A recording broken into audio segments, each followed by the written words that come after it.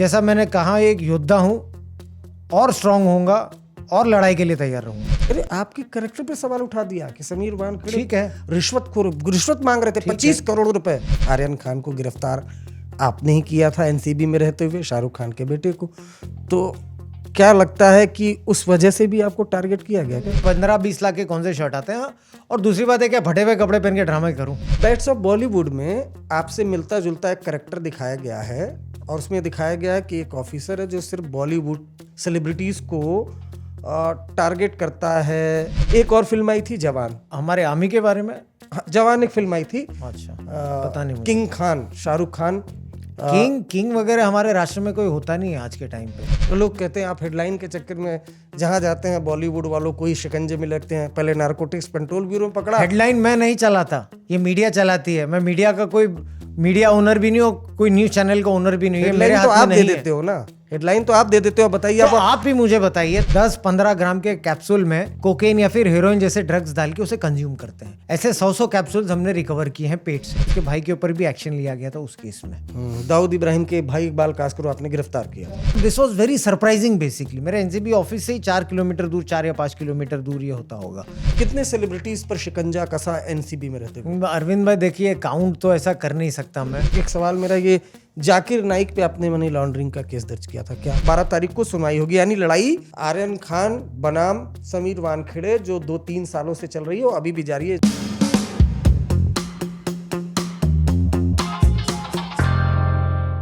नमस्कार, आज तक रेडियो के स्पेशल पॉडकास्ट में आपका स्वागत है। आप देख और सुन रहे हैं अपना पसंदीदा शो क्राइम ब्रांच। इस शो में हम लोगों से मिलते हैं, बातें करते हैं, कहानियां सुनते हैं उनसे जिनका कभी न कभी किसी न किसी तरह से क्राइम से लेना देना रहा है। दोस्तों, आज हमारे साथ एक बेहद खास मेहमान है। इनका नाम है समीर वानखेड़े। नाम तो आपने सुना ही होगा। समीर वानखेड़े 2008 बैच के आईआरएस ऑफिसर हैं। बेहद तेज तरार छवि इनकी मानी जाती है। मुंबई नारकोटिक्स कंट्रोल ब्यूरो में ये चीफ के तौर पर थे और उस दौरान 17,000 करोड़ की ड्रग इन्होंने एनसीबी में रहते हुए पकड़ी थी। उसके अलावा एयर कस्टम में भी रह चुके हैं और देश की एक बड़ी जांच एजेंसी है, राष्ट्रीय जांच एजेंसी एनआईए में भी ये कार्यरत रहे हैं। आज हमारे खास मेहमान हैं। सर, बहुत बहुत स्वागत है। Thank you Arvind ji. Sir, अभी कहाँ चल रहे हैं सर? अभी तो अरविंद जी मैं चेन्नई में कार्यरत हूँ as additional commissioner ministry of finance में, डिपार्टमेंट ऑफ रेवेन्यू में। आपकी सर्विस, आपकी छवि से अलग एक सवाल पूछ देता हूँ। मुंबई के रिपोर्टरों ने जब भी चुनाव आता है ये होता है कि आप इलेक्शन लड़ने वाले हैं, और टीवी मीडिया में मैंने ये खबर देखी। मैंने आपसे कई बार कांटेक्ट करने की भी कोशिश दौरान की थी, नहीं हो पाया था।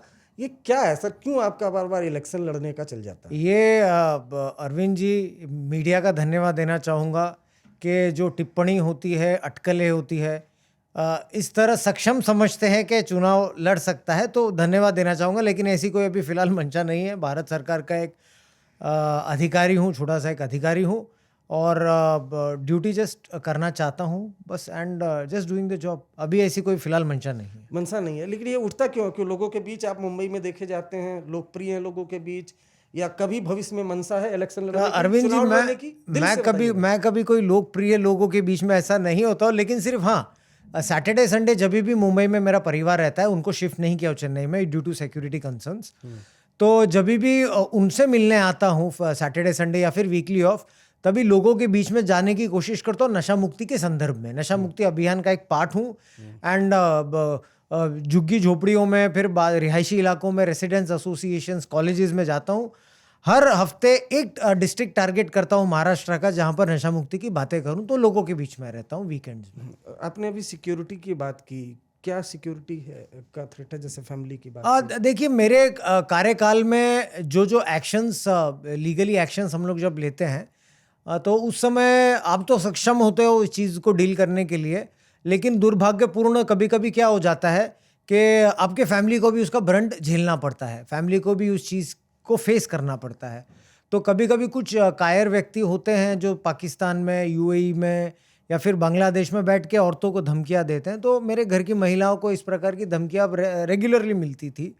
मेरी वाइफ जो क्रांति है उसको भी बेसिकली यूएई से कॉल्स, दुबई से कॉल्स, पाकिस्तान से कॉल्स, जो पुलिस को भी हम लोग इन्फॉर्म करते हैं, एफआईआर भी लॉन्च हो जाती है। तो सिक्योरिटी कंसर्न्स होते हैं तो उनको डिस्प्लेस नहीं करना चाहता हूँ मेरे कार्यों की वजह से।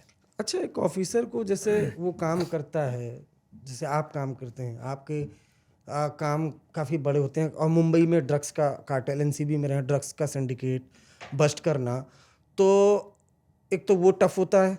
अटैक भी आपके ऊपर हुआ था कई बार? दो तीन बार। वो तो लाइन ऑफ एक्शन में गोरेगांव में एक बार हुआ था, फिर उसके पहले जब एनआई में भी कार्यरत था तभी भी थोड़ी इंजरी हुई थी ऑन फील्ड। वो तो रूटीन क्या था जॉब गोरेगांव में, है जरा आप आपका। एक्सप्लेन कर पाए किस तरह से ऑपरेशन, दर्शक ये जानना चाहते हैं, नारकोटिक्स कंट्रोल ब्यूरो ऑपरेशन चलाता कैसे गोरेगांव का ऑपरेशन जहाँ अटैक? देखिए, ऑपरेशनली बहुत सारी चीज़ें होती जो हम लोग पब्लिक में शेयर नहीं कर सकते। एक एसओपी होता है हमारा, लेकिन जनरली एक अगर आप इन्वेस्टिगेशन की कभी भी बात करेंगे तो जो आप पिक्चरों पे या पर्दों में देखते हैं इतना आसान या फिर इतना कैजुअल नहीं होता है, उसमें बहुत सारी प्लानिंग होती है। There is some recce also. जब भी कोई आपको इन्फॉर्मेशन आती है तो पहले उस जानकारी को कंफर्म किया जाता है, उसके बाद में देन पेपर वर्क होता है, परमिशंस होती है, पंचनामा होता है, स्टेटमेंट्स होती है, इन्वेस्टिगेशंस होती है, टेस्टिंग्स होती है, उसके बाद में चार्ज शीट फाइल होती है, ट्रायल चलता है। It's a very tedious and a very serious kind of a job. जो मूवीज़ में देखते हैं ऐसा नहीं होता तुरंत गाड़ी में बैठ लो और कुछ भी कर लो। सेकेंडली, जब भी आप स्पेशली ड्रग्स के ऑपरेशंस में जब भी आप फील्ड पे होते हो तो उसमें एक बात का ये भी ध्यान आपको देना पड़ता है कि जो स्मगलर्स होता है, जो पेडलर होता है, जो सप्लायर होता है, basically most of the time ये खुद भी ड्रग के नशे में होता है। तो इसे सामने लॉ एनफोर्समेंट है, पुलिस है या कोई भी दूसरी एजेंसी, उसको ज़्यादा समझ नहीं आता अगर उसने ड्रग कंज्यूम किया तो फिजिकल वायलेंस पे आमादा हो जाता है। तो ऐसे ही जब गोरेगांव में भी हमारी टीम थी, 4-5 ऑफिसर्स की टीम थी, अर्जेंट इन्फॉर्मेशन एलएसडी की आई थी। तो जब केस किया, जब इंटरसेप्ट किया तो फिर सप्लायर को भी इंटरसेप्शन करना लाजमी सी बात होती है कि किसने एक पेडलर को प्रोवाइड किया। तो जब उसकी तलाश में थे तो लगभग 60 लोगों का एक मॉब बेसिकली था जिसने अधिकारियों को अटैक करने की कोशिश की, मार पिटाई करने की कोशिश की। लेकिन फॉर्चुनेटली उस समय जो हमारे एनसीबी में ऑफिसर्स थे या फिर स्टाफ था, काफ़ी ट्रेंड ऑफिसर्स थे and they were very potent and सक्षम अधिकारी थे उस समय डेपुटेशंस पे। तो वो लोग ने उस चीज़ को प्रॉपरली हैंडल किया। कुछ ऑफिसर्स को इंजरी भी हुई, लेकिन फिर भी अपना कार्य छोड़ा नहीं। जिसे टारगेट करना था, जिसे इंटरसेप्ट करना था, बहादुरी से इंटरसेप्ट किया। तो उसमें इंजरीज भी हो जाती है, तो इट इज़ नथिंग न्यू। आप भी वहां पर थे? कुछ गोली चलने की बात थी? नहीं, वो गोली चलने की ऐसी बात नहीं थी, बट कुछ प्रिकॉशनरी एक्शंस आप लेते हैं सो दैट अननेसेसरी का कोई घटना ना हो। तो इसके लिए आप प्रिकॉशनरी एक्शंस कुछ लेते हैं, तो उस दौरान एज पर लॉ की गई थी बेसिकली। नारकोटिक्स की बात करें अगर, मुंबई कितना बड़ा ड्रग का हब है, नंबर 1। नंबर 2, ये ड्रग आते कहाँ से हैं? सबसे बड़ा कंज्यूमर मुंबई में ड्रग का कौन है? अरविंद भाई, मुंबई जैसा आप जानते हैं कि one of the most popular city in the country है। अनफॉर्चुनेटली हमने ये देखा है कि बहुत समय मुंबई एक कंजम्पशन सेंटर भी बन चुका है और एक ट्रांजिट पॉइंट भी बन चुका है, आगे बाहर के देशों में जाने के लिए बन चुका है। तो दोनों चीज़ें हैं। कंजम्पशन भी बड़े पैमाने पे, क्योंकि यंगस्टर्स बहुत है वहाँ पर। Consumption is a very big problem there. दूसरी बात है, जो आपका सबसे महत्वपूर्ण प्रश्न था कि कौन से प्रकार के ड्रग्स आते हैं और कौन से द काइंड ऑफ ड्रग्स। इसमें कुछ ड्रग्स ऐसे हैं जो सिर्फ विदेश में बनते हैं और विदेश से अपने कंट्री में इलीगली मुंबई जैसे शहरों में आते हैं, जैसे कि कोकेन। ये सिर्फ साउथ अमेरिका में बनता है, इंडिया में आता है, भारत में आता है थ्रू म्यूल्स, पेट में उसको खा के लेके आते हैं या फिर बैग में लेके आते हैं। सेकेंडली, एक और ड्रग है जिसे कहते हैं हेरोइन, जो अफगानिस्तान में बनता है, उसे कंटेनर के मार्ग से लेके आते हैं, पैसेंजर मार्ग से भी लेके आते हैं। तीसरे प्रकार का एक फॉरेन ड्रग है जिसे कहते हैं हाइड्रोपोनिक वीड। ये गांजा से बहुत पोटेंट, ये भी गांजा प्रकार होता है, लेकिन ये फॉरेन में होता है, उसमें THC कैनाबिडोल कंटेंट बहुत ज़्यादा होता है। तो ये थाईलैंड जैसे देश जहाँ पर गांजा लीगलाइज हो चुका है, द नीदरलैंड्स, वहाँ से ये इलीगली भारत में कुरियर के द्वारा आता है और फिर पैसेंजर्स भी उसे लेके आते हैं। एक और ड्रग है जिसे कहते हैं LSD, लिसर्जिक एसिड। सो ये लिसर्जिक एसिड भी भारत में यूरोपियन देशों से इलीगली आता है। कुछ ऐसे प्रकार के ड्रग्स हैं जो मुंबई में, महाराष्ट्र में या फिर बाकी के पार्ट्स में इलीगली छुप छुपा के बनते हैं ड्रग्स, जिसे कहते हैं मेफेड्रॉन, एमडी जिसे कहते हैं, मियो मियो, व्हाइट कैट, ये प्रकार का ड्रग है जो मुंबई में सबसे बड़ा प्रॉब्लम है और जो बच्चों को सबसे ज्यादा तकलीफ दे रहा है आज के टाइम में। दूसरा एक और ड्रग है जिसे कहते हैं मेथाम्फेटामाइन जिसे कहते हैं, जहां पर आजकल के समय में किचन लैब्स होते हैं, कुछ फॉरेन ओरिजिन के व्यक्ति होते हैं अफ्रीकन नेशंस के, तो वो अपने घरों में किचन लैब बनाते हैं और मेथ की सप्लाई करते हैं, प्रोडक्शन करते हैं, सप्लाई करते हैं। एक और ड्रग है जिसे कहते हैं प्रीकर्सर है, जिसे कहते हैं एफिड्रिन, जो मेटाम्फेटामाइन बनाने के काम आता है, तो ये भी इलीगली बनता है। और भी बहुत प्रकार के ड्रग्स है जैसे केटामाइन या फिर ट्रेमेडोल। ट्रेमेडोल इज एन एनआरएक्स मेडिसिन, तो वो उसे मेडिसिन भी यूज करता है, अगर प्रिस्क्रिप्शन नहीं हुआ तो ये ड्रग्स भी बन जाता है। तो ये भी मैन्युफैक्चररों के इलीगल डाइवर्जन्स होते हैं, तो बहुत प्रकार के हैं, बनते भी। आपने जो अभी बोला ना कि फॉरेन, ये नोएडा में एकदम सही बोला आपने, नोएडा में इस तरह के कई जो फ्लैट थे उसमें बस्ट हुआ था, उसमें वो बकायदा किचन में लैब बना के और इस तरह से तस्करी करते, तो आपने बिल्कुल सही बात बोली। मुंबई में अंडरवर्ल्ड भी है, डी कंपनी, क्या आपके इन्वेस्टिगेशन के दौरान कभी अंडरवर्ल्ड का कनेक्शन आया? देखिए अरविंद जी, ये बहुत ही थिन लाइन होती है। अगर आप जब भी माननीय प्रधानमंत्री जी या फिर माननीय होम मिनिस्टर साहब को आप सुनेंगे तो वो नार्को टेररिज्म के बारे में या फिर ड्रग के बारे में बहुत गंभीरता से बात करते हैं। तो ये नार्को टेररिज्म का भी यही व्याख्या होती है ऐसी कि जो पैसे से आप ड्रग्स परचेज बच्चे करते हैं या फिर जो एडिक्ट करता है, यही पैसे विदेश में जाते हैं और यही पैसे से खिलाफ हमारे देश में गतिविधियां होती हैं। आर्मी पे अटैक हो जाए, ब्लास्ट हो जाए, टेररिस्ट एक्टिविटीज़ हो जाए।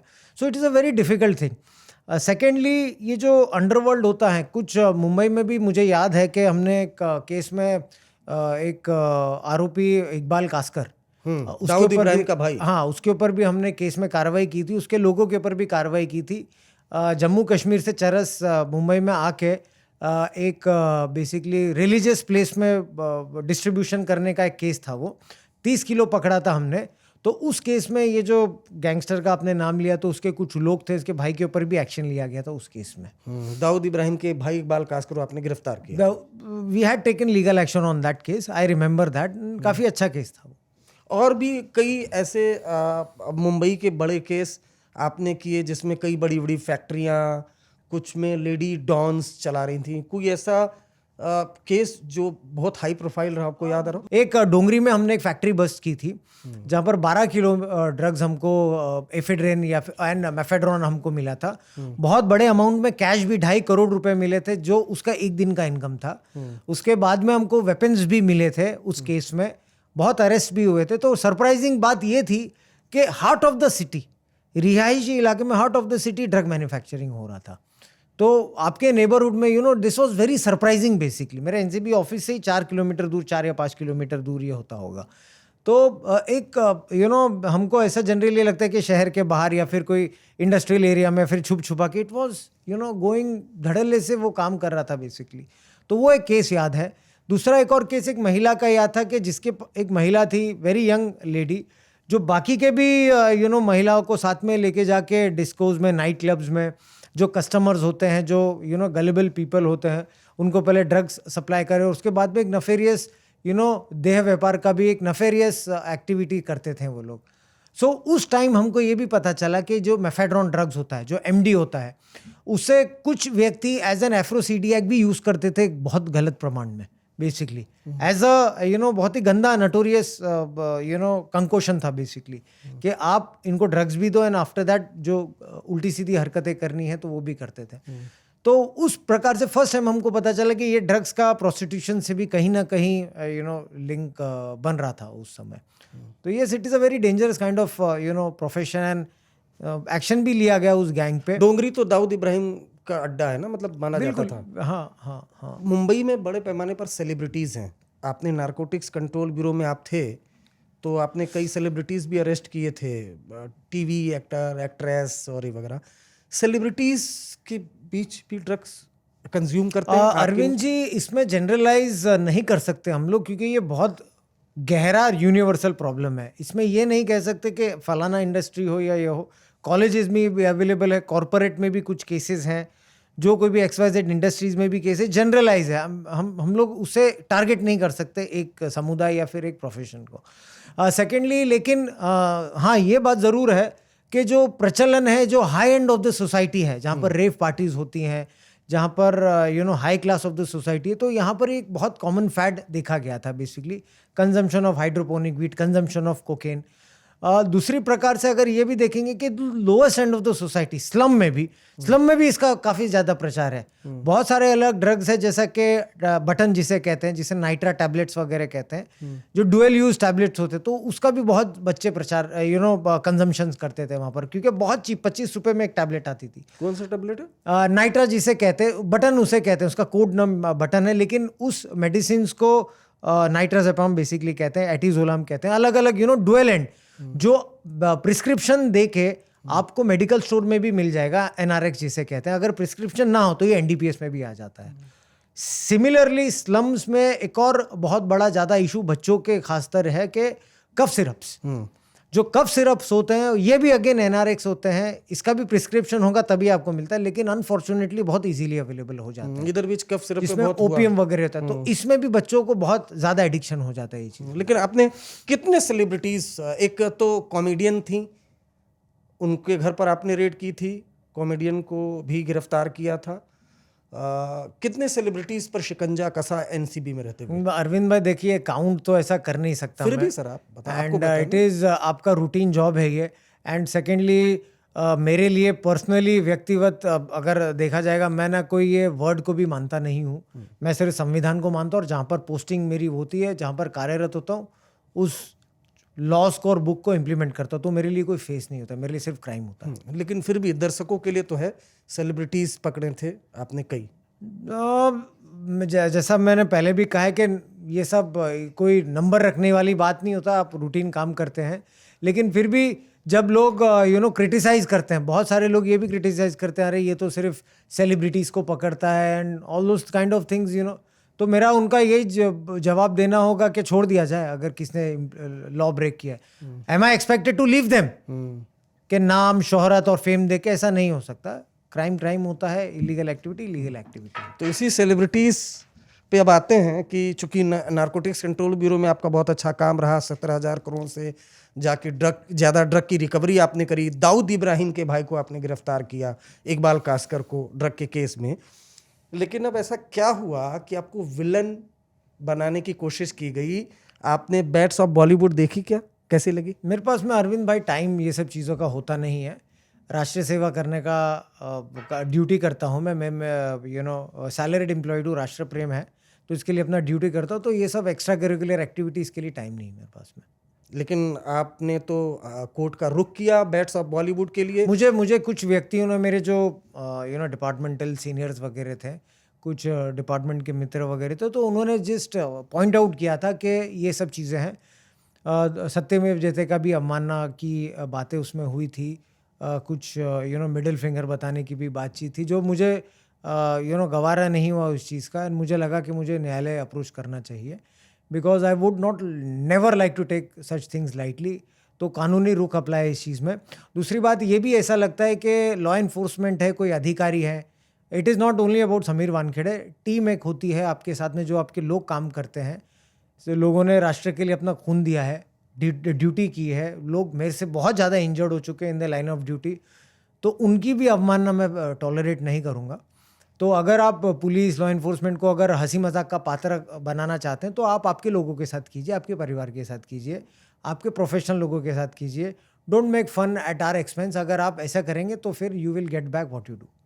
आप बैट्स ऑफ बॉलीवुड में आपसे मिलता जुलता कैरेक्टर दिखाया गया और उसको कहीं ना कहीं ट्रोल करने की कोशिश की गई थी। वो क्लिप काफ़ी सोशल मीडिया पर वायरल हुआ था और आप तक भी पहुंचा होगा। बिल्कुल, इसके लिए मैंने कोर्ट का रुख लिया। हाँ, क्या था उस क्लिप में और उसके बाद आपने उसको देखा तो क्या आपको? देखिए, मैंने अरविंद भाई वो कोर्ट में ऑलरेडी सबमिट किया है। 12 तारीख को उसकी हियरिंग है मुंबई कोर्ट में। पहले दिल्ली कोर्ट में वो चीज़ आई थी, लेकिन ज्यूरिसडिक्शन पे हमें इंस्ट्रक्शंस दिए गए, आदेश दिए गए कि आप मुंबई कोर्ट में से फाइल करो, तो तुरंत वो भी फाइलिंग हो चुकी है। 12 तारीख को केस उसका भी चालू है हियरिंग। कुछ there were some PR agencies जिन्होंने रॉन्ग न्यूज़ भी चलाने की कोशिश करी कि केस गॉट रिजेक्टेड, लेकिन अनफॉर्चुनेटली उनके लिए ये न्यूज़ है कि it was never rejected, it was return back and Mumbai court में केस और चलेगा। तो सच्चाई की लड़ाई जारी है और आगे देखेंगे कहाँ तक चलता है ये। तो इस सीरीज को लेकर आपने नेटफ्लिक्स और रेड चिली के खिलाफ दिल्ली हाई कोर्ट में और भी डिफेंडेंट्स है इसमें, बहुत सारे छह डिफेंडेंट्स है उसमें। क्या एग्जैक्ट है अगर आप हमारे दर्शकों को basically it is a defamation case, मानहानि का केस है, जहाँ पर गलत तरीके से एक व्यक्ति की छवि बिगाड़ने की आपने कोशिश की है। सेकेंडली कुछ कॉम्पनसेशन क्लेम्स हैं। कॉम्पनसेशन क्लेम तो करना नहीं चाहता था बेसिकली, लेकिन कुछ मिनिमम क्राइटेरियाज भी होती हैं। और ज़रूर ऐसा भी लगता है कि बहुत सारे पेशेंट्स हैं जो ई सिगरेट्स, वेप्स, ड्रग्स या ये जो चीज़ों को आप प्रचार प्रसार होता है प्रमोशन के लिए, तो उससे जो बच्चे एडिक्टेड हो जाते हैं। क्योंकि देखिए सोशल मीडिया की बहुत बड़ी रिस्पॉन्सिबिलिटी होती है बच्चे के प्रति। तो वो अगर टीवी पे वेप्स का, सिगरेट्स का या फिर ये सब ड्रग्स का कंजम्पशन अगर देखते हैं तो वो एडिक्ट भी हो जाते हैं।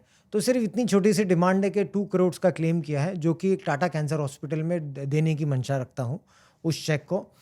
तो सच्चाई की लड़ाई जारी है। बैट्स ऑफ बॉलीवुड में आपसे मिलता जुलता एक करेक्टर दिखाया गया है, और उसमें दिखाया गया है कि एक ऑफिसर है जो सिर्फ बॉलीवुड सेलिब्रिटीज़ को टारगेट करता है, उन पर नकेल कसता है।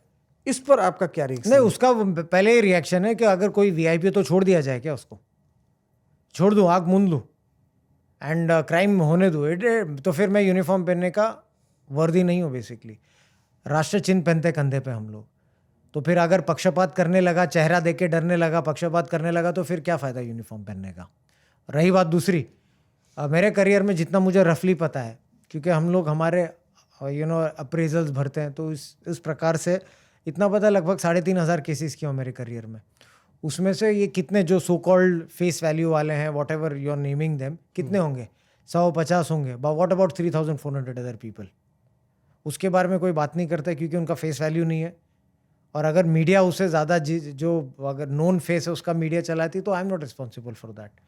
लोग वही सुनना चाहते हैं, कुछ लोग वही देखना चाहते हैं जिसमें मसाला होता है, गॉसिप होती है और जिसमें न्यूज़ चलती है।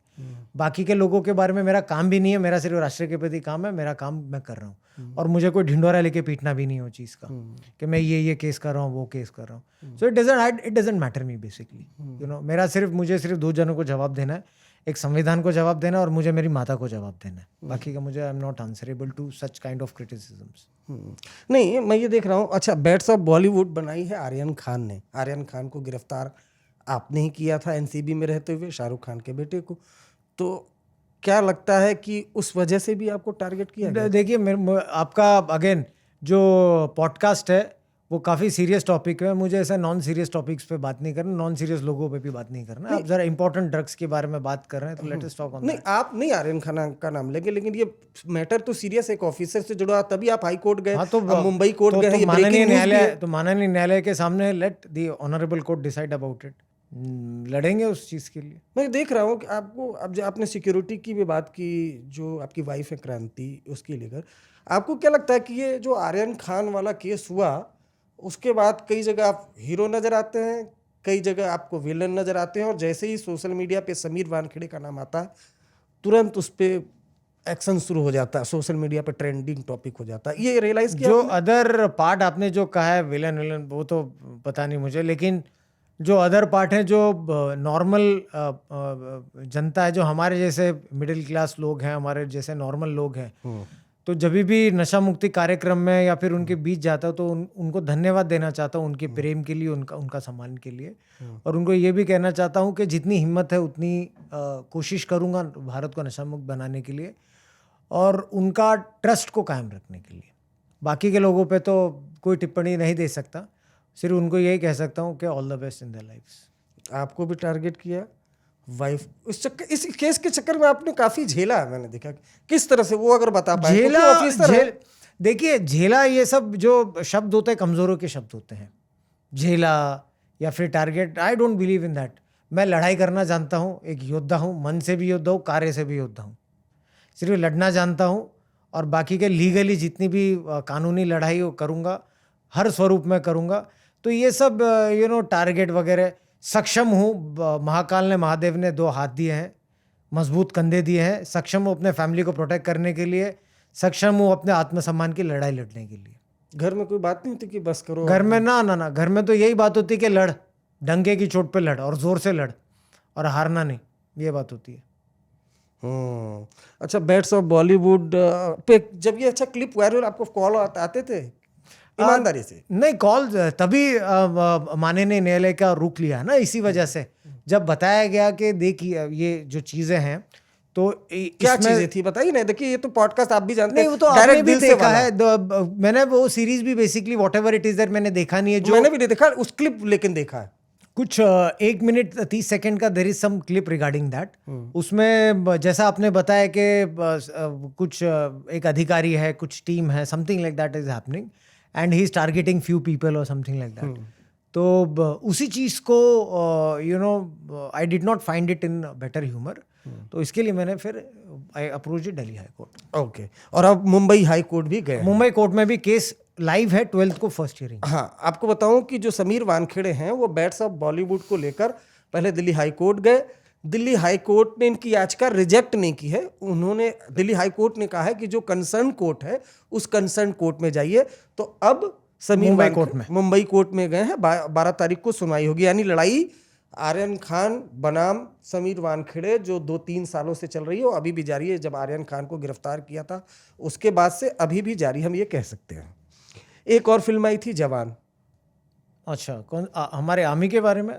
जवान एक फिल्म आई थी। अच्छा, पता नहीं मुझे। किंग खान, शाहरुख खान। किंग वगैरह हमारे राष्ट्र में कोई होता नहीं है आज के टाइम पे। लोग जब से डेमोक्रेसी आई है, ये किंग वगैरह वर्ड नहीं है हमारे यहाँ पर। किंग का मतलब ना, किंग का मतलब होता है छत्रपति शिवाजी महाराज। किंग का मतलब होता है महाराणा प्रताप। आप ये जो वर्ड है उसको थोड़ा लो कर रहे हैं। नहीं सर, फैंस तो कहते हैं ना, फैंस कहते हैं मीडिया में किंग खान। ना, हमारे लिए छत्रपति शिवाजी महाराज, महाराणा प्रताप ये होता है। इसको बोलते हैं राजा, इसे बोलते हैं किंग। बाकी का हमारे डेमोक्रेसी 1947 के बाद में there is no king and queen and all those kind. खैर, आपका ये मानना है। जो फैंस है वो कहते हैं किंग, बॉलीवुड के किंग खान। शाहरुख खान की फिल्म आई थी जवान, उसमें एक डायलॉग था कि बेटे को हाथ लगाने से पहले बात से बात कर। उस पर भी आपने थोड़ा किससे बात करूं, क्या बात करूं, रिएक्ट पता नहीं। यानी आप मुझे ये सवाल पूछ रहे हैं या डायलॉग पे टिप्पणी? आप खुद डायलॉग कह रहे हैं आप? नहीं, ये डायलॉग था कि बेटे पे हाथ लगाने से पहले बाप से बात कर। और सोशल मीडिया में उसको भी लेकर पूरा हाइप क्रिएट हुआ था। आपने भी कुछ नहीं, लेकिन मतलब इशारों में कमेंट किया था। तो क्या आपको लगता है आपको टारगेट किया था क्या? नहीं, मुझे पता नहीं है। अब जो अगर ये आप डायलॉग ऐसा कह रहे हैं, ये जिसने भी बोला होगा, हमारा भारतीय संस्कृति में बेसिकली ऐसे वर्ड इस्तेमाल नहीं करते हैं। तमीज से बात करते हैं, आदर से अपने पिताजी से बात करते हैं। तो ये शब्द मुझे लगा कि कहीं ना कहीं बहुत ही रोड साइड है शब्द। तो इस शब्द पे मैं जाके I can not fall down to that level to answer such kind of thing.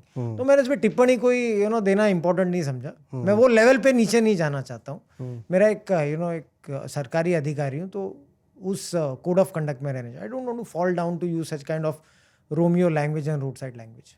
अच्छा, आपने कभी ये जो, सर ब्लैक कॉफ़ी लीजिए आप प्लीज़। Thank you. आपने कभी जो आर्यन खान वाला एपिसोड है उसको लेकर, वो अरेस्टिंग हुई, गिरफ्तारी हुई, जमानत हुई, फिर एनसीबी की टीम नहीं, क्लीन चिट आप कह सकते हैं, क्लीन चिट दिया, उसके बाद फिर थ्रेटनिंग की सब तमाम चीज़ें हुई, बहुत सी चीज़ें हुई, और 25 लाख रुपए रिश्वत का भी आरोप लगा, बहुत गंभीर ना, आप गलत बोल रहे हैं। 25 करोड़, 25 करोड़, माफ करिएगा, आप गलत बोल उतना सोच नहीं पाता हूँ पैसे के बारे में। तो 25 करोड़ रुपए की रिश्वत का आरोप लगा कि आपने 25 करोड़ रुपए मांगे थे आर्यन खान को छोड़ने के लिए। आज इस पॉडकास्ट में पहली बार समीर वानखेड़े क्या जवाब देंगे इसका? केस के बारे में तो कुछ बोल नहीं सकता, क्योंकि माननीय बॉम्बे हाईकोर्ट के सामने मैंने एक एफिडेविट दिया है कि मैं केस के बारे में डिस्कस नहीं करूंगा। और सही भी है कि I don't want to intervene when the investigation is going on. कि मैंने कोई टिप्पणी कर ली तो I don't want to influence that. The agencies अपनी काम कर रही है, कंप्लेंट आती है, एक शक आता है, तो let them investigate and I am very happy कि दे आर डूइंग दैट। मुझे कोई इस चीज़ से मलाल नहीं है। जैसा आपको मैं ये ज़रूर कह सकता हूँ कि माननीय बॉम्बे हाईकोर्ट के सामने मैंने एक रिट पिटीशन डाली है इस एक्शन के ऊपर, वॉट एवर जो आपने कहा है, एंड वो केस भी एडमिट हो चुका है, एंड जो इंटरम रिलीफ भी दिया था वो परमानेंट हो चुकी है, and questionable points have been raised in the FIR. ये माननीय कोर्ट का ही ऑर्डर में कहना है। तो सच्चाई की लड़ाई है। अगर आप कीचड़ में हाथ डालते हो, गंद साफ करते हो, तो आपके ऊपर भी तो छींटे उड़ेंगे, आपके भी हाथ काले होंगे, आपके भी हाथ गंदे होंगे उस चीज़ के लिए। तो तैयार हूँ मैं, इस चीज़ का जवाब दूंगा। एजेंसीज पे भी पूर्ण भरोसा है और हमारी न्याय प्रणाली पे भी पूर्ण भरोसा है कि न्याय मिलेगा और सत्य की जीत होगी। अरे आपके कैरेक्टर पे सवाल उठा दिया कि समीर वानखेड़े ठीक है, रिश्वत मांग रहे थे 25 करोड़ रुपए। उठाने दो, प्रश्न पूछने दो। ऑफिसर हूँ, एक IRS ऑफिसर हूँ, जवाब देने का दायित्व बनता है। लोगों को आरोप लगाने दो, जिन लोगों ने आरोप लगाया लगाने दो। और भी बाकी के बहुत सारी चीज़ें आपने शायद मेरे ख्याल से देखा होगा, नहीं होगा पता नहीं, माननीय दिल्ली हाई कोर्ट का भी ऑर्डर है कि ये जो आरोप लगाने वाली जो रिपोर्ट्स थी, SCTs जो थी, उसे माननीय दिल्ली हाई कोर्ट ने लीगली अनटेनेबल भी करार कर दिया है। तो कानूनी कार्रवाई अपनी प्रोसीजर्स कर रही हैं, लेकिन सिर्फ कि ये मीडिया में इस चीज़ का प्रचार या प्रसार नहीं हो रहा है, क्योंकि हैबिट नहीं है ढिंढोरे पीटने की बेसिकली। लेकिन एक एक चीज़ें सच्चाई से बाहर आ रही है, तो आने दीजिए। सत्य थोड़ा परेशान हो सकता है, पराजित नहीं हो सकता, थोड़े दिन लगेंगे। और तैयार हूँ, डट के खड़ा हूँ। अफसोस होता होगा ना कि कहाँ से हमने अफसोस किस चीज़ का भी अफसोस नहीं, 1% का भी अफसोस नहीं। और आरोप प्रत्यारोप लगना कौन सी नई बात है। हम तो बहुत छोटे इंसान हैं, एक छोटे से एक क्षण भर के इंसान हैं। हमारे जो देव है भगवान श्री राम, माता सीता, हमारे छत्रपति शिवाजी महाराज, सब लोगों ने संघर्ष किया, सब लोगों ने आरोप झेला है। तो मैं तो एक बहुत छोटा इंसान हूँ उनके सामने। जब हमारे राजाओं ने, हमारे भगवानों ने ये सब चीज़ें झेला है, तो ये सब नियति है।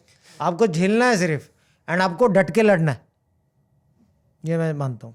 25 करोड़ मांगी, 20 लाख का आप शर्ट पहनते हैं। 20 लाख का कौन सा शर्ट? आप भी जरा बताइए। 5 लाख 10 लाख का शर्ट पहनते हैं, कुछ ऐसा वैसा सब तमाम। नहीं, आप भी थोड़ा स्पॉटलाइट डालिए। 15-20 लाख के कौन से शर्ट आते हैं? और दूसरी बात है, क्या फटे हुए कपड़े पहन के ड्रामा करूं? एक अच्छे घर से आता हूं, मेरी माताजी अच्छे घर से आती है, भले मेरे पिताजी एक हम्बल बैकग्राउंड से आते हैं, माताजी अच्छे घर से आती है, पुरानी हरियाणा से, मूर्थल से आती है मेरी माताजी, रॉयल फैमिली से आती है। तो क्या फटे हुए कपड़े पहन के ड्रामे करूं? सैलरी आती है, पेरेंटल प्रॉपर्टी से भी इनकम आती है, उसके ऊपर इनकम टैक्स बनता हो। आई can not be dual faced. और जो लोगों के माइंड में है, कुछ लोगों के माइंड में है कि सिविल सर्विसेज में एंटर किया है और अगर उसके पास में अच्छी जीवन शैली जीता है तो ज़रूर भ्रष्टाचार के पैसे से जीता है, तो ये माइंड उन लोगों को अपना साफ करना चाहिए। ऐसे बहुत अधिकारी हैं जो अच्छे घरों से भी आते हैं, अच्छे परिवार से भी आते हैं। मनी मोटिवेशन नहीं होता, राष्ट्र सेवा करना मोटिवेशन होता है। अपने माता जी की बात की, आप कॉफी लीजिए। माता जी की बात की, एक खबर मेरे को ध्यान में आ रही है, धुंधली सी, करेक्ट करिएगा, कि माता जी की कब्र पर आप जाते हैं हर दिन। वहां अभी तो पर चेन्नई में हूँ तो 5 दिन ही जा पाता हूँ हफ्ते में। वहां पर कुछ जासूसी वाला मामला आया फोटो निकाली गई थी। हाँ, वो क्या था मामला? कुछ बहुत महान लोग थे कि आप एक ड्रग की पकड़ने की ड्यूटी कर रहे हैं, आप आपकी देश की सेवा कर रहे हैं पूरी निष्ठा के साथ में, ड्रग खत्म करने की कोशिश कर रहे हैं। और यहाँ पर कुछ लोग हैं कि समीर वानखेड़े हिंदू है, मुस्लिम है, वो निकालने में लग गए थे। ये दुर्भाग्यपूर्ण बात है। ऐसे कुछ विक्षिप्त लोग होते हैं हमारे समाज में। तो एक विक्षिप्त पर्सन ने मेरे माताजी के कब्र पे जाके उनका फोटो निकाला था। अच्छा, हाँ, तो ये सब बातें हैं, ठीक है, समय का सिर्फ चक्र है, ये सब चीज़ें भूली भी नहीं जाती है कभी। तो आप आपकी ड्यूटी कर रहे हैं और वहाँ पर आपके जो अंतिम स्थान है आपकी माता का, उसका फ़ोटो निकाल के वायरल किया जा रहा है। तो कभी कभी बुरा भी लगता है कि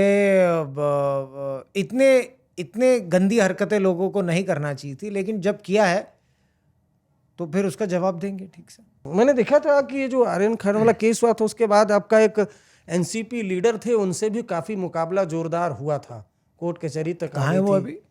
मुझे ज़्यादा ज्ञान नहीं है, कहाँ है वो अभी? आप बताएंगे? पता नहीं मुझे तो ज़्यादा ज्ञान नहीं है। नवाब मलिक शायद नाम था, नवाब मलिक, उन्होंने काफी आरोप, शायद पता नहीं, शायद मंत्री थे, अभी कुछ नहीं मालूम कहाँ है। आप पर आरोप लगाए थे कि आपका सर्टिफिकेट नकली है।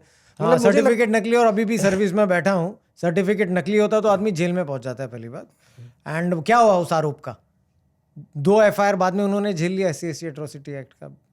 उसके बाद में 2022 अगस्त 14 कास्ट स्क्रूटिनी कमेटी ने बोला वानखेड़े सच में महार परिवार से है।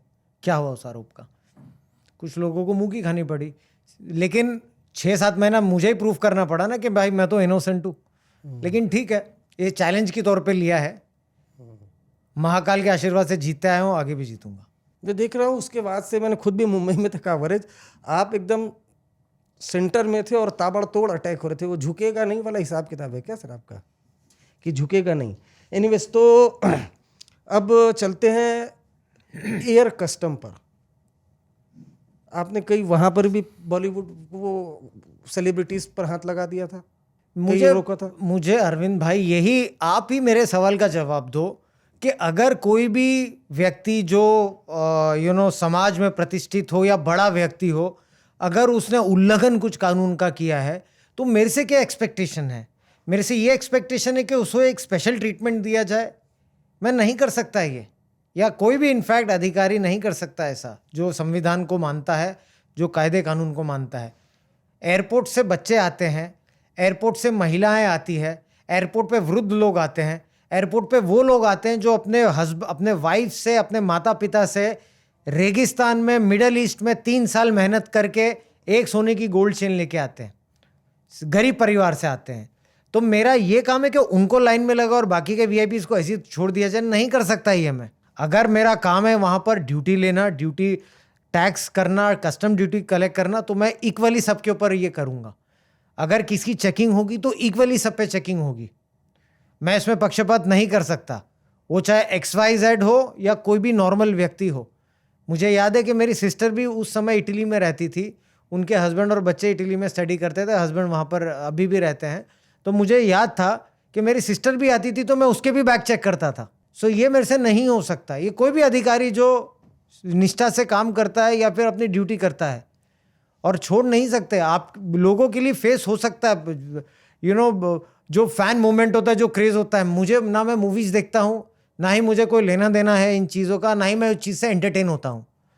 लोग कहते हैं आप हेडलाइन के चक्कर में जहां जाते हैं बॉलीवुड वालों को ही शिकंजे में लगते हैं। पहले नारकोटिक्स कंट्रोल ब्यूरो में पकड़ा। हेडलाइन मैं नहीं चलाता, ये मीडिया चलाती है। मैं मीडिया का कोई मीडिया ओनर भी नहीं हूँ, कोई न्यूज चैनल का ओनर भी नहीं है। मेरे तो हाथ आप में दे नहीं देते हो ना, हेडलाइन तो आप दे देते हो। बताइए तो आप ही मुझे बताइए। तो फिर छोड़ देना चाहिए, आग मूंद के बैठ जाना चाहिए, मैटर दबा देना चाहिए, क्या करना चाहिए? बिल्कुल नहीं छोड़ना चाहिए। तो फिर मेरा कहना है वहां आपने वर्ल्ड कप की ट्रॉफी है, उस पर भी आपको शक हो गया, उसको भी आपने कैद कर लिया था, क्या मामला? अरविंद भाई, एक नोटिफिकेशन होता है, प्रोसीजर कुछ होते हैं।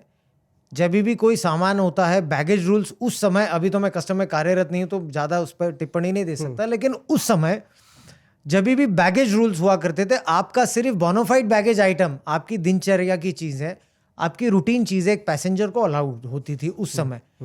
ये जो ट्रॉफीज होती है, जो वर्ल्ड कप बेसिकली होता है, it was not a bonafide baggage item basically, it was a commercial thing which was coming. और गोल्ड का था, जितना मुझे याद है, 10-12 साल पुरानी बात है। उसमें काफ़ी gems, jewellery and studded thing थी।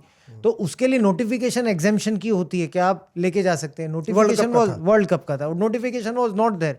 तो हमारी टीम ने उस समय डिसीजन लिया गया कि उसे डिटेन कर दिया जाए। वर्ल्ड कप की ट्रॉफी डिटेन कर लिया क्यों? आप अगर नॉर्मल पैसेंजर्स होते हैं, जो गरीब पैसेंजर्स होते हैं, जो कमाई करके, रात दिन कमाई करके लेके आते हैं, अगर उनके पास ड्यूटी भरने के लिए पैसे नहीं है तो वो डिटेन कर सकते हैं, तो ये क्यों नहीं डिटेन कर सकते हैं आप? बताइए, वर्ल्ड कप की ट्रॉफी डिटेन करा ली आपने, इतनी मेहनत से क्रिकेटर जीत के लाते हैं, आपने उसको डिटेन मुझे सिर्फ रूल्स फॉलो करना है। मुझे इसके लिए प्रॉपरली एक सैलरी मिलती है। मुझे सिर्फ रूल्स, यहाँ पर मेरी कोई पर्सनल लाइकिंग या डिसलाइकिंग काउंट नहीं करती। कैसे छूटा फिर वो? जो छूटा नहीं था, उसे वापस डिपोर्ट कर दिया गया था, वापस सेंड कर दिया गया था। तो वर्ल्ड कप की ट्रॉफी डिपोर्ट करा दी आपने? वापस सेंड कर दिया गया था। तो मुझे नहीं पता, नहीं हाउ डिड दे मैनेज, यहाँ पर जो दी गई थी क्या थी वो, आई डोंट नो। अरे अमेजिंग। आपने कुछ अमिताभ बच्चन को भी रोक लिया था, शाहरुख खान को भी रोक लिया था, सबको रोक लिया था? देखिए, रोकना ना रोकने की बात नहीं है। अगर कुछ बैग में सस्पिशियस होता है तो चेक करना तो लाजमी होता है। अमिताभ बच्चन के बैग में क्या सस्पिशियस? मुझे याद नहीं है वो, आई डोंट नो कि आप जिनका नाम ले रहे हैं कि कभी उनको, बट उसके पहले जो आपने नाम लिया, अगर कुछ बैग में ऐसे बहुत क्या था, शाहरुख खान को क्यों रोका था? कोई diversion, I don't remember that. Diversion कुछ हुआ होगा शायद, मुझे प्रॉपरली याद नहीं है उस इंसिडेंट्स के बारे में। कोई ऐसे सेलिब्रिटीज जिसको आप रोका हो? क्योंकि अभी इधर बीच एक मूवी आई है तस्करी, अच्छा दिखा है उसमें कस्टम के बारे में, कस्टम कैसे स्मगलिंग होती है, कैसे जो आपने बताया था ना कि हीरोइन लोग ड्रग में मतलब पेट में लेकर आते हैं सारी चीजें, Right. कैसे होता ये आप रहे हैं, किस किस तरह से वहाँ देखिए जो स्मगलिंग होती है 2-3 चीज़ों की बहुत इंपॉर्टेंट स्मगलिंग होती है। एक तो ड्रग्स की होती है, ड्रग की तस्करी होती है। जो अफ्रीकन ओरिजिन के पैसेंजर्स है या फिर कभी कभी साउथ अमेरिकन कंट्रीज़ के ओरिजिन के पैसेंजर्स है जो फॉरेन से ड्रग्स लेके आते हैं, तो वो कैप्सूल में 10-15 ग्राम के कैप्सूल में कोकेन या फिर हेरोइन जैसे ड्रग्स डाल के उसे कंज्यूम करते हैं। ऐसे 100 कैप्सूल्स हमने रिकवर किए हैं पेट से। कैसे रिकवर करते हो वो भी बताइए। हाँ, तो वो मैं आपको बताना चाहता हूँ। अच्छी प्रोसीजर नहीं है, बड़ी घिनौनी प्रकार की प्रोसीजर है वो, बट जब कंज्यूम कर लेते हैं पेट में तो वो सूप के द्वारा बेसिकली, क्योंकि वो भी बड़ी बड़ी कैप्सूल्स होती है, इजीली डाइजेस्टेबल नहीं होती है, तो जहाँ से कंट्री में बैठते हैं वहाँ से लोग कुछ सूप के द्वारा या फिर बनाना साथ में खा के उसे पेट में लेके आते हैं। 12-15 घंटा ट्रैवल करते हैं, उस दौरान ना ये पानी पीते हैं ना खाना खाते हैं, सो दैट अगर ये ब्लड स्ट्रीम में एंटर हो जाए या बर्स्ट हो जाए कैप्सूल आपके बॉडी स्ट्रीम में चले जाए तो इमीडिएट डेथ भी हो सकती है। तो फॉर दैट रीज़न कंज्यूम ही नहीं करते। जब ये आते हैं देश में तो उसके बाद में अगर इंफॉर्मेशन नेटवर्क आपकी अच्छी हो या फिर आपका स्क्रीनिंग वगैरह अच्छा हो, डिटेक्शन अच्छा हो, तो डिटेक्ट हो जाता है। उसके बाद आपको कानूनी कार्रवाई करनी पड़ती है, कभी मैजिस्ट्रेट के सामने लेके जाना पड़ता है, इमीडिएटली हॉस्पिटल में लेके जाना पड़ता है, एक्सरे करना पड़ता है, तब क्लियर होता है। निकालने के लिए बेसिकली और कठिन होता है, खाने से ज़्यादा निकालना डिफिकल्ट हो जाता है।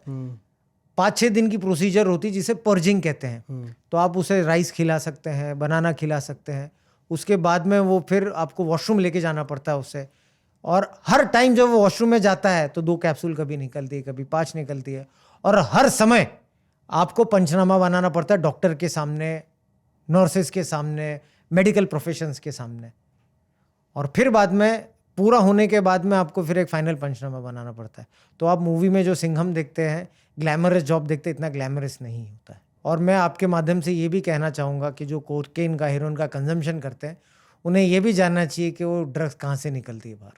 गोल्ड की स्मगलिंग और क्या किस किस तरह गोल्ड भी अगेन बहुत कंट्रीज़ के नाम तो नहीं लूँगा, कुछ कॉन्टिनेंट से कुछ लोग ऐसे specially they are trained basically कि ये लोग गोल्ड अपने बॉडी कैविटीज में कैरी करते हैं, जो रेक्टम कंसीलमेंट जिसे कहते हैं, वहाँ से भारत देश में लेके आते हैं। तो मेरे समय में भी काफ़ी केसेस ऐसे बुक करते थे, स्पेसिफिक फ्लाइट्स होती थी, स्पेसिफिक डेस्टिनेशन से आते थे, तो लगभग 1 किलो तक भी रिकवर किया हमने कि अपने बॉडी कैविटी में वो गोल्ड लेके आते हैं। उनको लगता है कि डिटेक्शन नहीं हो पाता, लेकिन फॉर्चुनेटली इंफॉर्मेशन नेटवर्क भी थी एंड प्रोफाइल से भी बहुत सारे केसेस हमने रिकवर भी किए हैं। तो ये सब बहुत फेवरेट आइटम है, ड्रग्स एंड गोल्ड बॉडी में डाल के लेके। अब एक सवाल मेरा, ये जाकिर नाइक पे आपने मनी लॉन्ड्रिंग का केस दर्ज किया था क्या? मनी लॉन्ड्रिंग का नहीं था, वो यूएपीए का केस था, बेसिकली टेररिज्म का केस था वो। एनआईए में जब थे? एनआईए में जब मैं कार्यरत था। क्या था इन्वेस्टिगेशन? अरविंद भाई डिटेल तो बोल नहीं सकता क्योंकि सेंसिटिव कुछ information and code of conduct भी होता है, लेकिन जो मीडिया में अवेलेबल है वो मैं दोहराना चाहूँगा कि यूएपीए का केस बुक हुआ था इस्लामिक रिसर्च फाउंडेशन पे, headed by this person, and searches भी हुई थी काफ़ी। पूरी टीम ने, मुंबई टीम ने, दिल्ली टीम ने बहुत ही बढ़िया काम किया था। यूएपीए में बाद में बैंड भी हो गए हैं, and after that this man was in Malaysia, अभी भी he is a wanted man. I don't know what is the present procedure, लेकिन बहुत मेहनत की थी टीम ने। डोंगरी इलाके में भी काफ़ी 72 आवर्स का रेड भी हुआ था, and it was a very well coordinated case, and I am really happy कि मुझे ऐसे केस में एसोसिएट होने का मौका मिला और संधि दी थी सरकार ने काम करने की। वैसे तो आपने custom, NIA, narcotics control bureau, तीनों जगह सर्व किया, और तीनों जगह आप जहाँ रहे हेडलाइन में बने रहे। और आखिरी हेडलाइन एनसीबी की आपकी आर्यन खान वाली, वो तो फिल्म बैट्स ऑफ बॉलीवुड तक आई, उसके बाद काफ़ी उसकी चर्चा भी हो गई, आपने केस फाइल किया, अभी भी केस फाइल कर रखा है। एक मेरा जो आखिरी सवाल है, एक ऑफिसर का चलता है वाला गुड वर्क तो ठीक है, बड़े लोगों पर जब हाथ डालते हैं तो क्या? अच्छा, बीच में एक और ये मैंने देखा था, जब ये चल रहा था तो शाहरुख खान ने आपसे बात भी की थी जब आर्यन खान अरेस्ट हुआ था, अगर आप बता पाए क्या चैट था क्या? देखिए अरविंद भाई, जैसा मैं रिटेरिएट करना चाहूँगा कि आपके कोई भी प्रश्न से मुझे ना कोई चिंता या भय ऐसा होता नहीं है, लेकिन मैं इस चीज़ को नहीं जवाब दे पाता हूँ क्योंकि मैंने ऑनरेबल बॉम्बे हाई कोर्ट के सामने एक एफिडेविट दिया कि मैं केस के बारे में बात नहीं करूँगा। तो ये सब चीज़ें मैंने ऑनरेबल बॉम्बे हाई कोर्ट के सामने मई 2023 में सबमिट किया है। तो उसका निकाल आ जाने दीजिए। अभी फाइनल स्टेजेस पे आई थिंक सो कुछ इन्वेस्टिगेशन है, तो कोई भी ऐसा टिप्पणी नहीं देना चाहूँगा तो जो थोड़ा that will be trying to influence it. एक बार निकाल आने के बाद मैं फिर से आपसे बात करूंगा। बहुत समीर कुछ वानखेड़े कहना है। क्या करना चाहेंगे? बेट्स ऑफ बॉलीवुड में विलन बनाया इनको, बॉलीवुड के लोगों पर हाथ डालते हैं और तमाम ऐसी चीज़ें हैं। आप पर 25 करोड़ की रिश्वतखोरी के आरोप लगे, 5 लाख की शर्ट पहनते हैं, बेल्ट पहनते हैं। आज समीर वानखेड़े क्या बोलना चाहेंगे? आखिरी सवाल मेरा, जो आपकी इच्छा हो। देखिए, क्या फेस किया आपने? मैं किसको यहाँ पर ये जो क्रिटिसिज्म जो करते हैं उनको आंसर देने के लिए नहीं आया हूँ, या उनको आंसर देने के लिए काम नहीं करता हूँ। जैसा मैंने आपसे कहा कि मैं सिर्फ संविधान और राष्ट्र को जवाब दूंगा। मुझे सिर्फ चेहरा बताना है, उनको बताना है, and I am answerable to them. दूसरी बात है कि उनको ये जो ऐसे प्रकार के लोग हैं जो कपड़े के बारे में या इंटीग्रिटी की बात, जो अधिकारी जिसको इंटीग्रिटी सबसे ज़्यादा महत्वपूर्ण है लाइफ में, अगर उस पर टारगेट करो, मेंटली डिस्टर्ब करो, तो मैं कुछ होने नहीं वाला हूँ ये चीज़ में। ये सब चीज़ें बोलने के बाद में जो मेरा दृढ़ निश्चय होता है, रेजोल्यूशन होता है, ये बहुत और स्ट्रांग होता है। तो मैं इनको यही संदेशा देना चाहूँगा, उनको ये कहना चाहूँगा कि और अगली बार और ज़ोरदार ट्राई करो, ट्राई योर बेस्ट। मेरा रिजॉल्व हिले नहीं वाला है। जैसा मैंने कहा, एक योद्धा हूँ, और स्ट्रांग होऊंगा और लड़ाई के लिए तैयार रहूँगा। एनसीबी में दोबारा मिलेगा तो जाएंगे मुंबई में? मैं अगेन भारत सरकार का एक अधिकारी हूँ। मुझे कहाँ पर भी पोस्टिंग करेंगे, कहाँ पर भी जो कोई भी जवाबदारी देंगे, with all respect, with all dedication and discipline, will follow that. चलिए, अब सेलिब्रिटीज़ को, अब इतना होने के बाद कम से कम सेलिब्रिटीज़ पे तो आने वाले दिनों में आप हाथ नहीं लगाएंगे, इतना मुझे लगता है। ये आपकी दैट इज योर थिंकिंग। मेरे लिए सिर्फ कायदे होते हैं और रूल बुक्स होते हैं, ये आपकी हाथ थिंकिंग है। लगाएंगे अभी अगर कुछ मिला एविडेंस तो? मैं ना उसे एक्सेप्ट कर रहा हूँ, मैं सिर्फ क्राइम की बात कर रहा हूँ, इलीगल एक्टिविटी की बात कर रहा हूँ। कोई भी हो, कहाँ पर भी रहूँ, मैं अगर सर्विस में हूँ तो फिर the rule will be apply to everybody on all occasions irrespectively. आप हमारे शो में आए, सीधे सवाल का आपने सीधा जवाब दिया। कुछ सवाल ऐसे हैं जिनके जवाब की उम्मीद हमें है, लेकिन मामला कोर्ट में है, लेकिन वो जवाब एक न एक दिन इसी एपिसोड में आप देंगे जब सब कुछ क्लियर हो जाएगा। आप हमारे शो में आए, आपका बहुत बहुत शुक्रिया। ये पॉडकास्ट आपको कैसा लगा, अपना फीडबैक जरूर दीजिएगा। शुक्रिया।